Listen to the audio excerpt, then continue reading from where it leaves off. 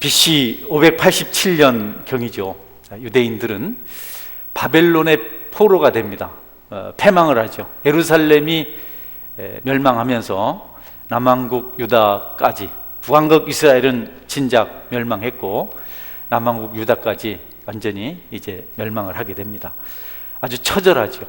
잔인하게 사람들, 아녀자들을 죽이고 불태우고 또 포로로 잡아가고, 너무 잔인했던 그런 바벨론의 행포를 성경은 기록합니다. 근데 그렇게 잔인하게 당하지 않고 이 위기를, 이 징계를 쉽게 넘어갈 수 있는, 비극을 막을 수 있는 그런 방법을 하나님께서 선지자 예레미야에게 말씀해 주셨어요. 이스라엘 백성들이 이렇게 한다면 비록 내가 그들을 징계하지만 처절한 비극에 사로잡히지는 않을 것이다. 비극의 주인공 되지 않을, 비참하지는 않을 것이다. 그 방법이 뭐냐면 항복을 하는 거다.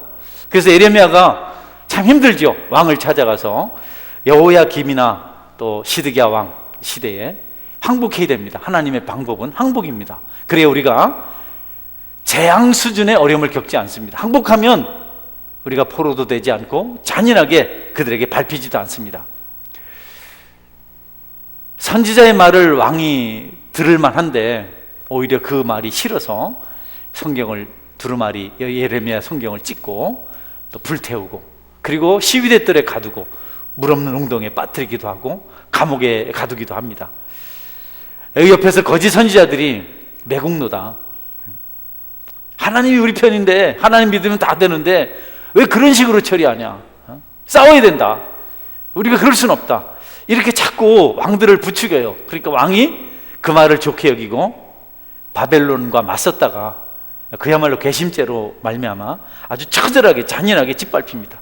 시드기야 왕은 배반을 한 것 때문에 눈이 뽑히는 그런 아주 큰 고통을 당하기도 합니다. 결국 점령당하고 멸망합니다. 그리고 포로 생활기에 포로로 잡혀간 유대인들이 분위기가 어땠는지를 말해주는, 그것이 오늘 본문의 내용입니다.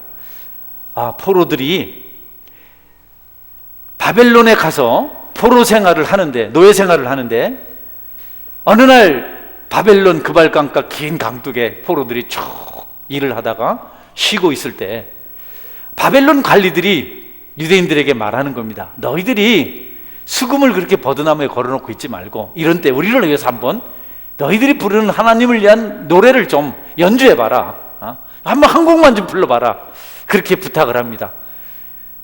그런데 유대인들이 하지 않아요. 우리가 어떻게 하나님을 찬양하는 노래를 너희들을 위해서 부를 수 있겠느냐, 어떻게 너희들을 위해서 연주할 수 있겠느냐, 안 된다.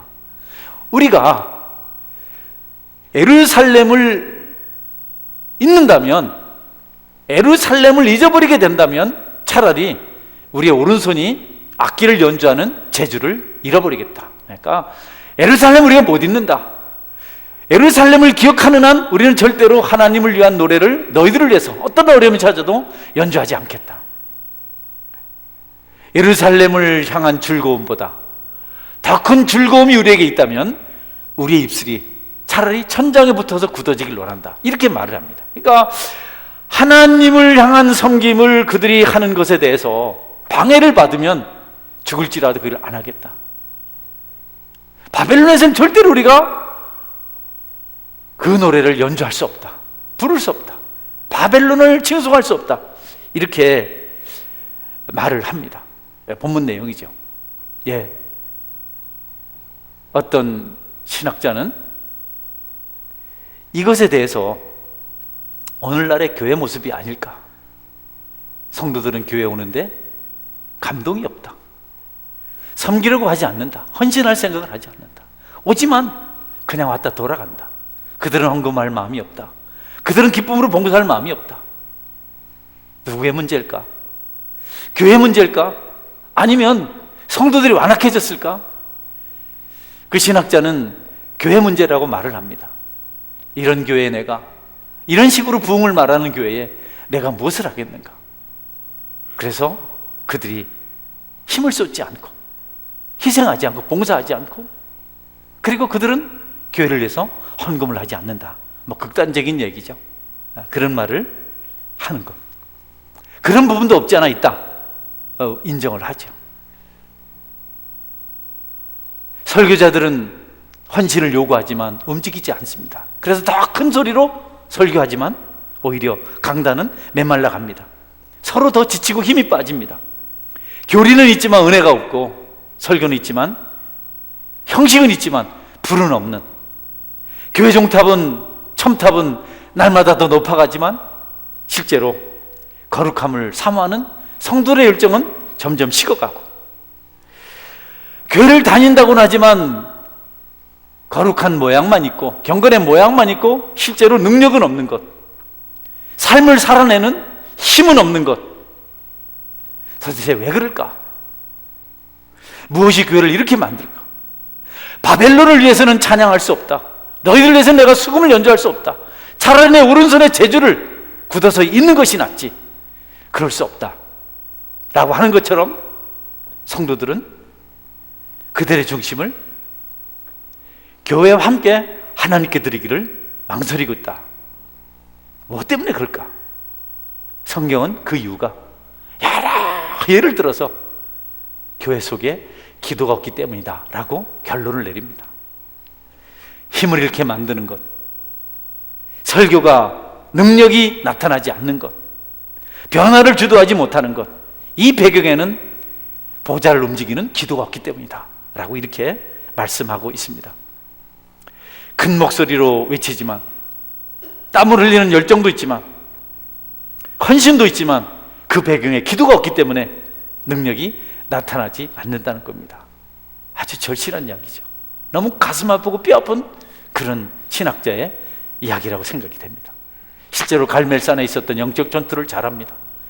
엘리야는 보잘것없는 초라한 사람입니다. 수염을 깎지 않은 정말 덥수룩한 털이 많은 사람, 짐승의 가죽을 옷으로 입은 사람, 짐승의 가죽으로 허리띠를 맨 사람, 샌들을 신은 맨발의 사나이, 아무도 눈여겨볼 어떤 특별한 탁월함이 없는 사람, 그 한 사람과 850명에 되는 이방의 선지자들이 갈멜산에 쌓여서 영적 전투를 합니다. 사람들은 다 850명에게 매력을 느낍니다. 너무 화려하니까, 뻔한 전쟁이니까. 그런데 그들은 한 사람 앞에 칩니다. 엘리야가 마지막에 단 한 번 무릎을 꿇고 간절히 하나님 기도했을 때 하늘에서 불이 내려오고, 그 내려온 불이 제단의 제물을 사르고, 그리고 깊이 판 도랑에 흐르고 있었던 물이 다 불에 타버리고, 그때 거기 있었던 아합왕과 백성들이 하나님 앞에 무릎을 꿇습니다. 참 하나님은 바알이 아니고 여호와가 참 하나님이다. 진짜 선지자는 저기 850명이 아니고 여기 기도로 단번에 불을 내린 엘리야가 진짜 선지자다 하는 것을 그들이 고백하게 됩니다. 요즘 세상은 바알 선지자에 둘러싸여 있습니다. 여러분이 잘 압니다. 그러나 교회는 더 이상 불을 내리는 기도를 하지 못합니다. 세상을 멈추게 만들 수 있는, 그 대세를 돌이킬 수 있는 영향력이 교회 속에 존재하지 않습니다. 말씀대로 행하는 능력이 없고, 말은 잘하지만 실제로 삶은 없습니다. 동성연애가 세계적인 대세가 돼가고 있습니다. 예수님만이 구원이라고 말할 수 있는 이런 것을 말하지 못하도록 차별화 금지법이 이제 곧 통과가 될 겁니다. 지금까지는 막는 사람들이 있었지만, 그리고 공권력이 예배를 좌지우지하는 그런 시대가 되었지만, 교회는 아무 영향력이 없습니다. 힘이 없습니다. 무기력합니다. 그렇다면 여러분, 영적으로 다른 질문 해봅시다. 거룩한가? 거룩한가? 여러분이 예 아니오로 대답해 보십시오. 여러분 거룩하십니까? 자신이 없어요. 힘이 없습니다.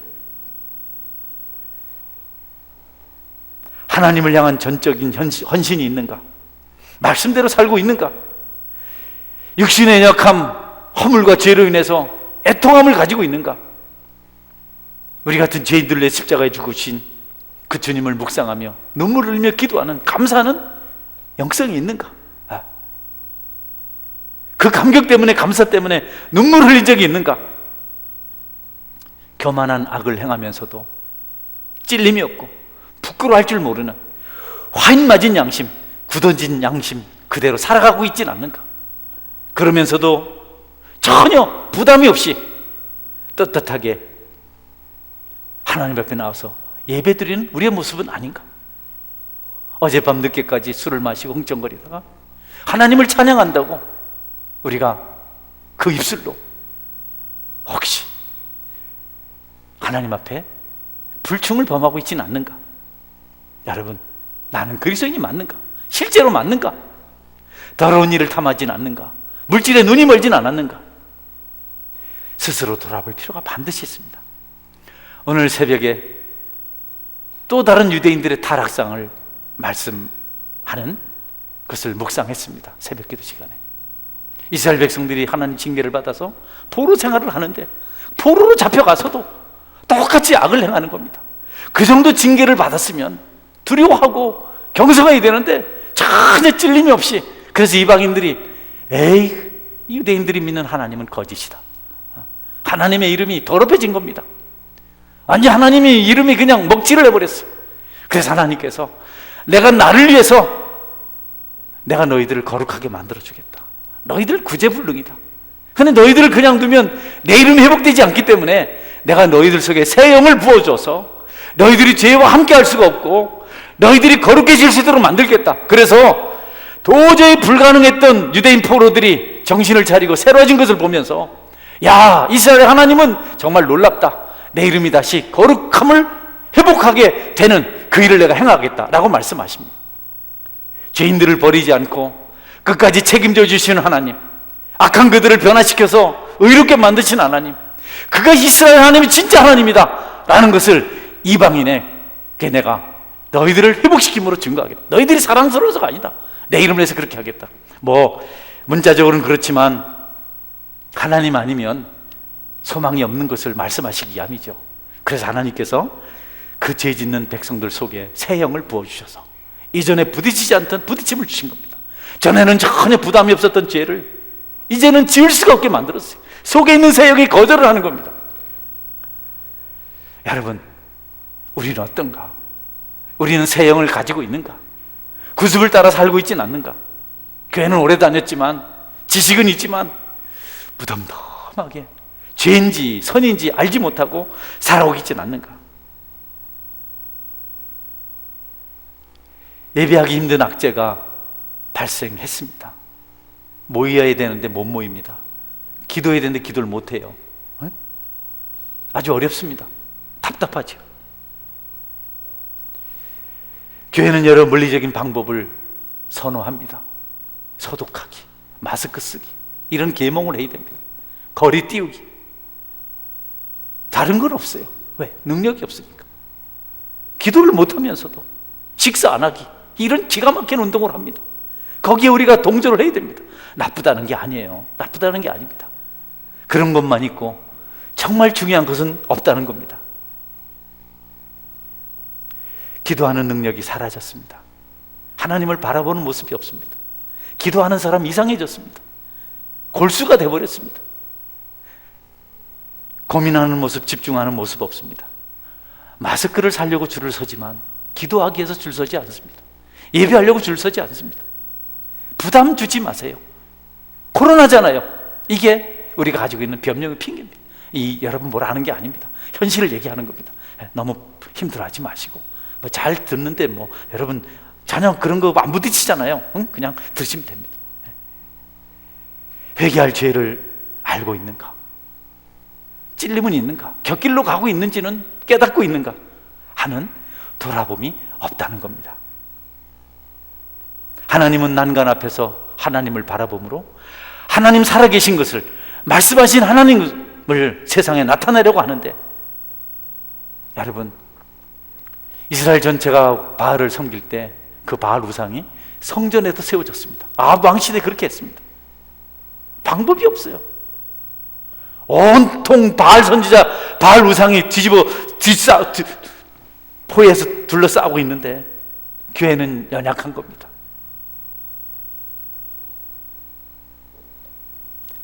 선지자 엘리야, 능력의 선지자, 기도하는 그를 통해서 하나님이 다시 하나님 나라를, 교회를 이스라엘 땅에 회복하십니다. 지금도 하나님 우리에게 무릎 꿇게 하십니다. 성도 여러분, 기도하시기를 주의 이름으로 축원합니다. 다른 길이 없어요. 왜 기도하냐고, 그걸 왜 하냐고, 이런 말을 하는 분이 많습니다. 여러분, 뭐 때문에 그렇게 하냐고. 기도 안 하면 힘부터 빠져요. 피곤해요. 먼저 기도하기도 전에. 남의 이야기가 아닙니다. 제 얘기이기도 하고, 누굴 타짜라는 게 아닙니다. 현실을 말씀드립니다. 한 설교자는 오늘날의 교회를 이렇게 풍자했습니다. 사람들이 설교를 싫어한다고 말하지만 그들이 설교를 싫어하는 것이 아니라 오늘날 우리 설교자들의 설교를 싫어한다. 사람들이 설교를 싫어하지 않는다. 하나님 말씀을 싫어하지 않는다는 거예요. 단지 다만 오늘날 목회자들의 설교를 싫어한다. 우리의 설교를 싫어한다. 이렇게 말했습니다. 왜냐하면 바벨론 강가에서 수금을 타기 싫어했던 유대인들처럼 세상이 교회를 싫어한다는 거죠. 목사를 싫어한다, 설교자를 싫어한다는 거죠. 안 듣겠다는 겁니다. 실제로 그렇습니다. 교회가 여러분 꽤 많은 부분에서 세상의 인정을 받지 못합니다. 우리 어릴 때하고 다릅니다. 어릴 때는 교회라고 하면 두려워했습니다. 교회 도둑놈이 없었습니다. 들어와서 겁나서 교회 거 도둑질 못했습니다. 이제 교회 안에 아예 도둑놈들이 삽니다. 얼마나 많이 달라졌는지 모릅니다. 그래서 기도하지 않는 사람들이 기도하는 사람을 비난합니다. 예배드리지 않는 사람들이 예배드리는 사람들을 비난합니다. 헌금하지 않는 사람들이 헌금하는 사람들을 비난합니다. 불신자들이 성도를 비난합니다. 세상이 교회를 비난합니다. 무슨 뜻입니까, 여러분? 기도만 하면 뭐하노? 너희들 교회에서 모여서 뭐하노? 교회를 모르는 자들이 교회를 비난해요. 예배드리냐? 이거 예배는 뭐하러 드리는데? 너 오늘 기도회 갔다 왔어? 왜? 너 오늘 또 술 마시고 놀 거잖아. 너 기도 왜 하는데? 그들이 우리를 항상 마음껏 비난을 해도 우리가 할 말이 없어요. 그렇다는, 이 시대가 그렇다는 겁니다. 열심을 낼 수 있는 기회를 놓쳐버린 사람은 열심을 내는 사람을 위해서 비난합니다. 왜 우리와 함께 가지 않느냐고 말합니다. 그들의 비난은 의미심장합니다. 교회를 다니면서 말씀을 안다고 하면서 왜 말씀대로 살지 않는가? 나는 밤낮 기도하지만 왜 기도한 대로 실천하지 않는가? 나는 그리스도인이 맞느냐? 나는 그리스도인이면서 그리스도를 쫓지 않고 세상을 쫓고 있지 않느냐? 네 속에는 세상이 가득 차 있지 않냐? 몸은 교회가 있지만 마음에는 죄악의 욕심, 탐욕이, 정욕이 들끓들 일어나고 있지 않느냐? 라고 그들이 소리치며 비난하는 겁니다. 저는 잘 모르고 어쩌다가 네거티브들이 많이 모이는 다음에 제 주소를 놓고 거기서 댓글을 봅니다. 많이 욕합니다. 교회를. 그냥 이유가 있는 욕을 합니다. 기독교라고 말하지 않습니다. 다르게 말합니다. 목사라고 말하지 않습니다. 다르게 말합니다. 몸을 바꿔가지고 이상하게 부릅니다.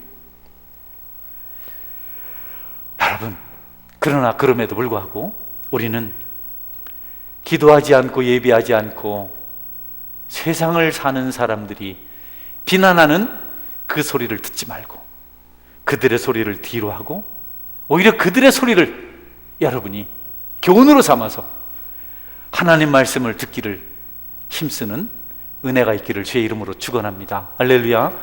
돌아서서 세상 소리를 듣기 시작하면, 비난하는 소리를 듣기 시작하면 우리가 이상해져요. 그러나 우리는 그런 소리에 귀를 닫고 하나님 음성 듣기를 즐거워하고 하나님 음성에 귀를 기울일 필요가 있습니다. 여러분은 교회가 뭐고 신앙이 뭐고 하나님이 무엇인지를 바로 알아야 합니다. 정말 바로 알아야 됩니다. 모르고 다녀서는 안 됩니다. 이것도 하고 저것도 하고 거짓말도 지키고 전화하면 교회 온다고 입은 크 말하고는 지금 출발 안 해.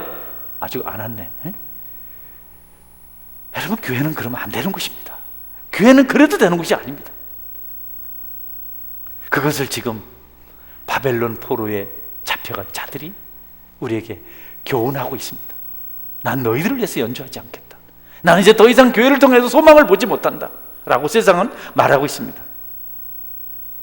병 고치기 위해서, 가난을 이길 수 있도록, 여러 가지 문제를 하게 할 수 있도록 기도하는 것은 좋은 일입니다. 그러나 여러분, 그 기도가 응답되길 원한다면 우리에게 통렬한 회개의 기도가 있어야 합니다. 여러분에게 회개하는 기도가 먼저 있기를 주님의 이름으로 축원합니다. 말씀을 듣지 못하는 영적인 질병, 그것을 먼저 치료해야 됩니다. 한 시간을 버티다 가는 것이 아니라 거기 한 말씀이라도 듣고 하나님 앞에 새로워지길 원하는 그런 기도를 우리가 할 수 있어야 합니다. 설교자가 어떻게 해주기를 기대하지 마십시오. 교회가 어떻게 해주기를 기도하지 마십시오. 아주 존 F 케네디가 유명한 설교를 했습니다. 우방 여러분, 미국이 여러분을 위해서 무엇을 해줄 것인지를 생각하지 말고 여러분이 미국을 위해서 무엇을 할 것인지를 생각하십시오 라고 이렇게 연설을 해요. 취임 연설을 합니다. 우리 마찬가지입니다. 하나님이 나에게 뭘 해줄까를 기대하지 말고 하나님을 위해서 내가 받은 은혜를 어떻게 갚을까 고민하며 기도하시는 여러분이 될 수 있기를 주의 이름으로 축원합니다. 바수꾼들이 소리를 치지 않으면 적들이 성 안으로 들어옵니다. 바수꾼들이 잠자버리면 대적들이 성을 호시탐탐 노리다가 결국은 성을 정복합니다. 성도는 기도하는 바수꾼인데 기도의 소리가 여러분 울리지 않으면 마귀가 들어옵니다. 이단이 찾아옵니다. 그리고 교회를 무너뜨립니다. 지금은 우리가 소리쳐서 기도할 때입니다. 바수꾼은 소리를 쳐야 합니다. 적이다 외쳐야 합니다. 잠자는 자들을 깨우고 적을 놀라서 도망가게 만들어야 됩니다. 우리가 잠들어 있기 때문에 성도들이 일어나지 못하고, 그리고 여러분, 마귀가 도망가지 않습니다. 여러분이 깨어서 소리치며 영으로 기도하신 은혜가 있기를 주의 이름으로 축원합니다. 이유가 없는 겁니다. 이유가 여러분, 이런 시간이 졸려요? 이런 시간에 잠이 옵니까? 에이구 참. 그래서 시편 131편 4절에 보면 우리가 이방 땅에서 어찌 여호와 노래를 부를까? 우리가 이방 땅에서 어찌 여호와 노래를 부를까? 이런 교회를 우리가 어떻게 나갈까? 이런 교회를 우리가 어떻게 의지할까? 이런 이야기를 세상이 교회를 향해서 한다는 겁니다. 목회자를 향해서도 그렇게 말한다는 겁니다. 그 책임이 그들이 말하는 대로 교회일 수도 있고 또 설교자들일 수도 있습니다. 그러나 그 책임이 그들의 완악함 때문일 수도 있습니다. 실제로 그런 사람들이 있었으니까. 그들의 완악함은 그들이 회개해야 될 문제고, 만약에 교회가 더 이상 능력을 가지지 못해서 그런 현상이 일어나고 있다면 교회는, 여러분, 모든 직분자들은, 목회자들은 새로워질 필요가 반드시 있겠다. 이 새로워짐의 배경에는 기도가 절실하다. 더듬 말씀드립니다. 여러분 함께 기도하시기를 주의 이름으로 축원합니다. 사드락 메삭 아벳느고는 용광로에 들어갈 위기에 처했어요. 우상에게 절하지 않는 것 때문에 그들은 들어간다고 합니다. 우리가 우상에 절하지 않은 것 때문에 용광로에 들어가면 하나님 우리를 살려낼 것입니다. 그러나 살려내지 아니하실지라도 우리는 거기 절하지 않겠습니다. 단호하게 그렇게 그들이 외쳤습니다. 그러면 여러분, 다니엘은 어떻습니까? 기도하면 사자굴에 들어갑니다. 기도하면 죽는 겁니다. 여러분 중에 기도하면 죽을 수 있는 사람도 있다고 생각해요. 새벽에 나오면 큰 병이 있어서 결국 안 될 줄 아는 분들도 있을 거라고 생각해요. 그래도 여러분, 기도하시기를 주의 이름으로 축원합니다. 할렐루야. 어차피 죽을 인생인데 기도하다가 죽으면 좋죠. 어느 목사님은 설교하다가 죽는 것이 복이라고, 소원이라고 하시더라고요. 그래서 몸이 그리 아픈데도 애를 쓰시더라고요. 제가 지금 극단적인 말씀을 드렸는데요, 다니엘은 기도하면 죽는데 기도했습니다. 기도하면 죽는데 기도를 했어요. 그러나 하나님께서 그를 살리신 것을 우리가 잘 압니다. 여러분, 교회가 타락했을까요? 목회자가 병들었을까요? 아니면 성도들이 무기력해졌을까요? 책임이 누구에게 있을까요? 어쨌든 이 부분을 우리가 함께 고민하면서 교회가 풀어가야 할 문제입니다. 복음을 전해야 합니다. 예배에 함께 힘써서 참여해야 됩니다. 이전에 가슴이 설레고 비전을 가지고 뜨겁게 불타던 그 시절을 그리워하지 말고, 자꾸 옛날 얘기하지 말고 지금 우리의 모습을 새롭게 할 필요가 반드시 있다는 것입니다. 그때가 좋았다 이런 말 하지 말고 지금 좋습니다. 지금 나는 성령 충만합니다. 여러분, 살려달라고 세워달라고 기도하십시오. 이렇게 살아서는 안 되겠다고 하나님께 간구하십시오. 회개하고 하나님께 속히 돌아오십시오. 무기력하고 힘 빠지는 말만 자꾸 하지 말고, 여러분 약합니다만만 하지 말고 약함을 이길 수 있는 기도의 사람이 되어야 됩니다. 모이면 안 되는 시대, 예배하면 안 되는 시대, 기도하면 안 되는 시대. 그렇기 때문에 우리가 기도해야 합니다. 그렇기 때문에 모여서 예배해야 합니다. 밖에 가장 심했던 초대교회를 생각해 보십시오. 예배하면, 예수님 인정하면 죽습니다. 불에 타 죽고 짐승에 잡혀 죽고 창에 찔려 죽고 칼에 배임을 당해서 죽었습니다. 굶어 죽었습니다. 목말라 죽었습니다. 그래서 그들은 그렇게 했습니다. 예배하려고 모든 걸 다 버리고 지하묘지 카타콤으로 갔습니다. 기도하려고 모든 것을 다 버리고 카타콤베 지하묘소로 갔습니다. 거기서 200년 넘게 300년을 살았습니다. 거기서 결혼도 하고 거기서 아이도 낳고, 그런데 그들이 마침내 승리하고 로마는 하나님 앞에 무릎을 꿇었습니다. 여러분에게 초대교회 성도들과 같은 그런 영성이 되살아나기를 주님의 이름으로 축원합니다. 축원합니다. 여러분 살아나야죠. 이렇게 사는 게 아니잖아요. 물고기가 물을 떠나 사는 거 쉽지, 성도가 하나님을 떠나고 기도를 떠나고 예배를 떠나서 어떻게 살겠어요? 찌푸뚱해서 불만스럽고 불만족스러운, 감동이 없고 영성이 없는, 역동성이 없는 그런 삶을 어찌 살겠습니까? 밟혀 살 것이 아니고 주님 앞에서 깨어서 살아야 합니다. 승리해서 살아야 합니다. 성도는 연약해 보이지만, 신앙은 연약해 보이지만 꺾이지 않는 거대한 참나무 같습니다. 들풀처럼 보이지만 그렇지 않습니다. 사방에서 원수들이 공격할지라도 신앙인들은 위축되지 않습니다. 가난, 질병이, 여러 재앙들이 닥쳐올지라도 신앙은 두려워하지 않습니다.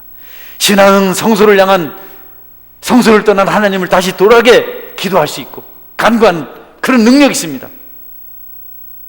자신을 넘어서 이타적인 삶을 삽니다. 하나님의 영광을 구합니다. 교회를 위해서 기꺼이 자신을 바칩니다. 신앙은 퇴색되지 않습니다. 악이 떠나고 하나님의 거룩함이 도래하는 것이 신앙입니다. 그들의 인격은 추하지 않습니다. 그들은 탐욕에 찌들지 않습니다. 정욕의 노예가 되지 않습니다. 언제나 푸른 나무와 같습니다. 저는 여러분들이 기도함으로 승리자의 신앙인의 길을 걸어가실 수 있게 되기를 축원합니다. 할렐루야. 왕노릇을 해야 되는데 왜 우리가 종노릇을 하며 삽니까? 하나님의 자녀인데 왜 우리가 피폐합니까? 왜 우리가 불평해야 합니까? 여러분, 능력 있는 성도로 살아가기 위해서, 영향력 있는 성도로 살아가기 위해서 우리가 해야 될 일이 있습니다. 먼저는 여러분이 능력을 소유한 성도가 되길 원한다면 생각하는 죄, 생각나는 죄를 버려야 합니다.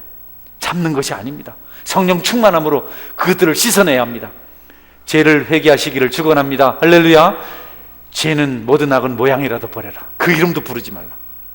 그리고 능력 있는 성도가 되려면 너무 오래 침체되었고 너무 오랫동안 미지근한 영적 상태에서 안주하고 살아온 것을 슬퍼하고 괴로워하고 회개해야 됩니다. 그것을 여러분 좋게 여기죠. 오랫동안 죄에 찌들어 있던 것을 여러분이 가슴으로 통탄하고 내가 짐승처럼 살았습니다.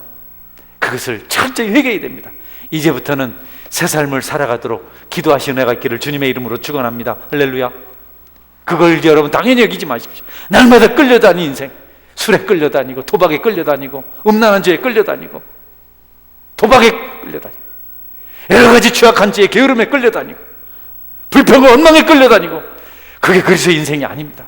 그런 때를 슬퍼하시고 돌이키시는 애가 있기를 주님의 이름으로 축원합니다. 하나님의 얼굴을 구하면서 기도하십시오. 텔레비전 그만 보십시오. 핸드폰 좀 그만 보십시오. 하나님의 얼굴을 좀 보십시오.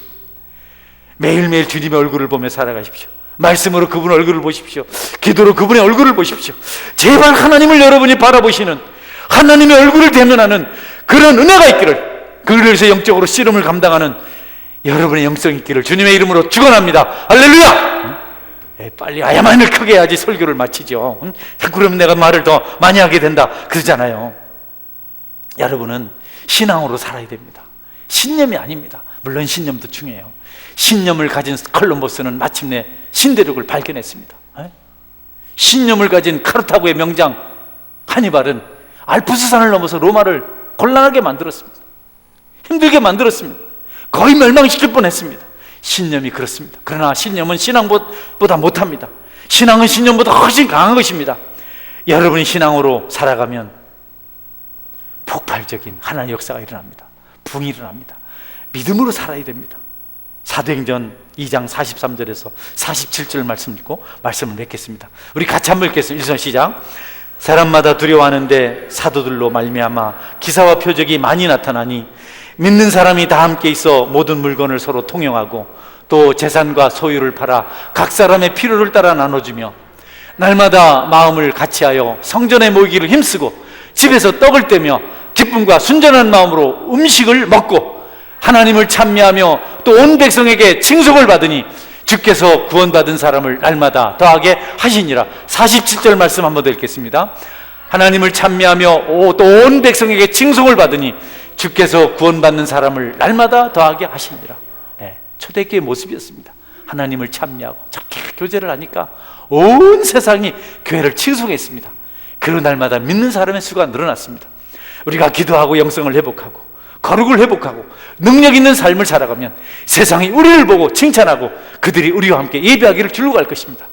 그렇지 않으면 바벨론 포로들이 바벨론을 향해서 우리가 어찌 너희를 위해서 하나님을 위한 노래를 부를 수 있겠느냐, 내 손이 제주를 잊을 것이다. 예루살렘을 잊으면 내가 제주를 잃을 것이다. 예루살렘을 즐거워하는 것보다 세상을 즐거워하면 내 혀가 입에 붙어 굳어버릴 것이다 라고 말한 것처럼 세상은 교회를, 성도를, 우리를 조롱할 것입니다. 저는 어제 청년들과 순장 모임을 하면서, 임원 모임을 하면서 왜 안 왔나 몰라 순장 임원들이 회장을 봤습니다. 회장이 자매인데 회장으로서 책임이 너무 크다고, 하필이면 코로나가 왔을 때 회장이 돼서 좀 마음이 아팠어요. 연약한 어깨에 그러한 청년들의 짐을 짊어지고 고뇌하는 것을 제가 옆에서 느꼈습니다. 아닌 것 같이 하지만 하나님이 주신 사명을 감당하려고 자기 육체 하나도 추스르기 어려운 그런 환경, 요즘 청년들의 형편인데 주님 주신 짐을 어깨에 짊어지고 목사님 부담이 돼요, 책임을 느껴요. 작은 소리로 거기 진정이 있었습니다. 저는 생각했습니다. 로아 청년이 소망이 있구나. 거룩한 부담을 가지고 그 짐을 짊어지고 씨름하는 자를 하나님 버리지 않으시고 마침내 회복시키시고 능력으로 함께할 것을 저는 어제 확실히 믿었습니다. 여러분이 사명을 가지고 짐을 지고 부담을 가지고 기도의 자리에 나오고 걸음을 무겁게 걸고 어깨를 무겁게 할 때 마침내 회복의 은혜를, 축복의 은혜를, 부흥의 은혜를 보게 될 것입니다. 그 일을 힘들어 여기지 마시고 여러분께서 사명의 짐을 감당하는 은혜가 있기를 주의 이름으로 축원합니다. 아멘. 같이 기도하겠습니다.